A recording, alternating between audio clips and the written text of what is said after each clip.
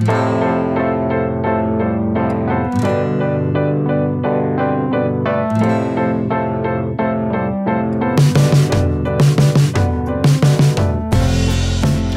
thanks for stopping by. I'm Daniel here at New Media, and today we're going to have a quick look behind the scenes of our Cine film transfer service. We're going to start off with a look at the system itself, and then we'll have a look at how we do the editing output onto DVD, Blu-ray or hard drive files. We're very proud of the system and equipment we're using and what we're able to achieve with it. So we want to be as open as we can with our customers, and let's be honest, it can be an expensive service.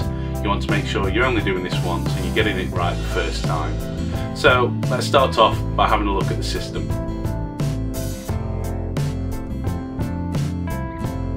The DV8 Sniper HDL from Movie Stuff. You can take a look at those guys now at moviestuff.tv, but for more information on this particular system, you can have a look at that by going to the 8mm Telecine equipment page on their website. As you can see, this is the top line of equipment on there, just below the standard Sniper HD. The only difference between these two systems is that the HDL doesn't feature the sound capture, but the video quality remains exactly the same. It's fair to say we've invested quite heavily in our equipment, about £6,000 altogether, which includes a very precisely spec'd PC, which includes a Blackmagic capture card, along with the software specifically written for use with Movie Stuff's capture systems. Now, to be fair, to look at the system, it simply looks like a projector with a camera stuck on the side. However, the internals of the projector have been totally trashed and rebuilt. We have the standards of the LED lights for the cool lighting, so there's no more burns or damage done to your film. The sprocket system has been replaced, and your films go through there much more carefully than they would have before. If the system ever stops for whatever reason, your film will just sit there, unharmed by the light or sprocket controls, until the problem is fixed and the film resumes. The main function of the system works much like an old projector. You have to manually run the film through the system and attach it to the pickup reel ready to play. Once ready, we lock on the lamp and the motor and hit go. At this point, we then have to adjust the framing, whether it's for standard definition or high definition output, and then focus the film accordingly. Using the software provided, we can blow the window up to full screen and really concentrate on getting the image pixel perfect. Working beside the projector is a Canon HV40 camcorder, a line of cameras known for their image quality. Between that and the projector itself is a special order lens which helps focus right in on the film and get the best image quality possible.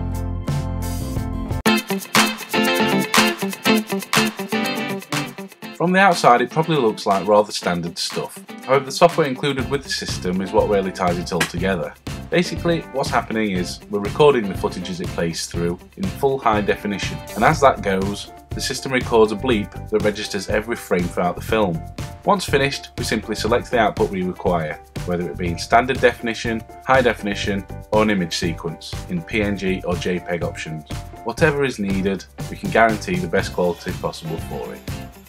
And once the processing is finished, we simply drop those files onto one of our hard drives, ready to edit and output. Okay, so that's a bit of a watered down version of what we actually do as we transfer the film. We do have to contend with hairs and such that get stuck in the gate, so we will have to remove, stop and start, get things moving again. And we do clean the film whenever necessary to get the best job we can from it. So it was just an overview of how it works, but now we'll take a look at the editing stage. Editing the films consists of just a handful of things. These are mainly removing blank footage, adjusting the framing, and then fixing the colours, and then of course the overall presentation. Removing footage is mainly aimed at leader tapes and blank sections, so all we need to do is just make a quick cut for those and then pull the footage together or move it forward. With the framing of the footage, when we do capture it originally, we are using an enlarged gate so we can see all the edges of the film. Because of the aspect of the film, we sometimes get a bit of an overlap at either the top or the bottom of the screen. All we need to do to fix this is remove those particular edges of the frame and then just centre the footage to make it look a bit nicer. Colour correction is pretty straightforward. Normally all we need to do is fix the whites and the blacks of the film. we have three options here: whites, blacks and then the mid-tones.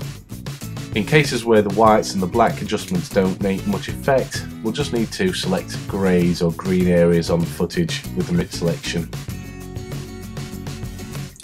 And this usually brings in a more natural casting of the colour. Makes it feel a little bit warmer.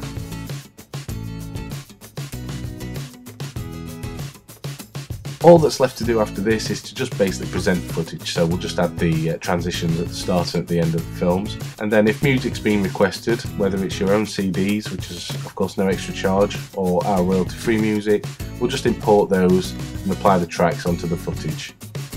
We usually leave a couple of seconds at the end just to overlap with the video and just add a transition out, finishing it off nicely. From here, all that's left for us to do is send the video to Compressor, which is our video conversion software used with Final Cut. We normally stick by the 90-minute video mark, which is the highest quality for DVD. We'll just drop that onto there and then set the conversion going. Anytime your footage does exceed the 90-minute mark, we'll normally split it into 2 discs. So one of the other popular questions we get asked, besides how do we actually run the film, is whether or not high definition transfers are worth it. Well, our answer to that, of course, is yes. We once read an article that stated that the highest resolution recorded with 8mm Cine film contained about 900 lines. While this is still below the 1080 lines contained in high definition video, we would still be guaranteed to capture every single detail on the film. Even recording that in a lower quality HD, such as 720p, you're going to lose some of that resolution in the capture. Now of course, not all cinefilm is going to record in such a high resolution, yet by recording it in full 1080 high definition, you are guaranteed to get every single detail of that footage. It makes sense to say that recording footage only slightly above standard definition in terms of resolution in high def should give better results. But remember, you don't just have to take my word for it. You can send us a 50-foot reel and we'll be happy to do a sample, whether it be in standard or high definition for you, at no extra cost. I hope this quick overview has helped answer any questions you may have had, but of course, anything you're not sure about, just send us an email or give us a call and we'll do our best to help. We'll look forward to hearing from you then.